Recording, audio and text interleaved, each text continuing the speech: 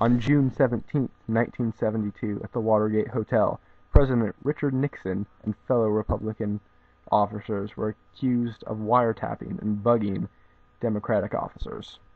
After reports of impeachment, President Nixon resigned on August 9, 1974.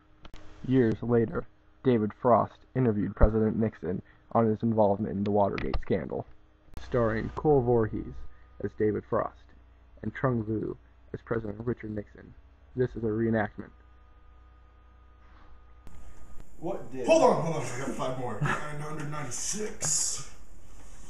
997. 998. 999. 1,000. Alright, go ahead. What did Haldeman tell you during the 18.5-minute gap? Haldeman notes are the only recollection of what he had told me. Haldeman is a very good note-taker. Of course, we've had other opportunistics to look at his notes. He's making notes for my presidential files. The notes indicated... PR of offensive? That's right. Well, of course they... You asked me what it was. My recollection was to check the EOB to see where there was or not bugged. Obviously, I was concerned whether it was not the other side that was bugging us.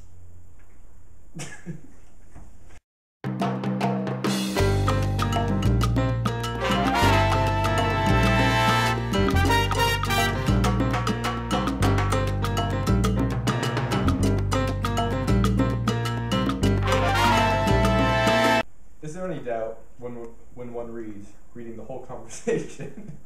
1. You could get $1 million. You could get it in cash. I know it could be gotten. 2. Your major guide to keep under control is Hunt. 3. You have to handle Hunt's situation. 4. Let me put it frankly.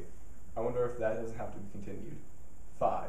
Getting the $1 million, it would seem to me that would be worthwhile. 6. Don't you agree that you better get the Hunt thing? 7. That's where I'm thinking. That's buying time. 8. We should buy the time on that. That's why I pointed out to John. 9. Hunt has at least got to know this before he sentences. 10. First you got the Hunt problem. That ought to be provided. 12. But let's come back to the money. $1 million could be so forth, and so on. Let me say that I think you got that in cash. 13. That's why your immediate thing. You've got no choice with Hunt. 120 or whatever it is, right? 14. Would you argue that this is a buy time thing? You better darn well get that done. But fast. 15. Now who's going to talk to him? Colston? 16. We have no choice, and so on. Now reading as you've requested in the whole context. Wait! Let me stop you there. I know what you're doing, and that's something I'm not doing. I will not do these throughout these broadcasts. You have every right. You're reading out of context, out of order, because I have read this, and I know it clearly better than you. I should, because I've been there.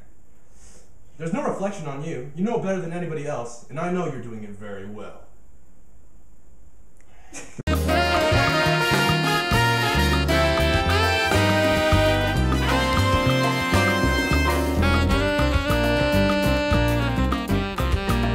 Here's D, talking about this money, the Hunt, talking about blackmail, and all of that. I would say you endorsed or ratified it. I didn't endorse or ratify it. Then why didn't you stop it? Because at that point I had nothing. No knowledge of the fact that I was going to be paid.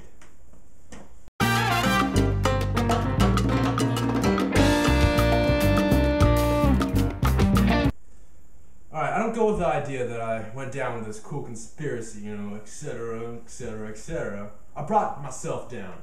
I gave them the sword, and they stuck it in. They twisted it with relish. I guess if I had been there in their position, I would have done the same.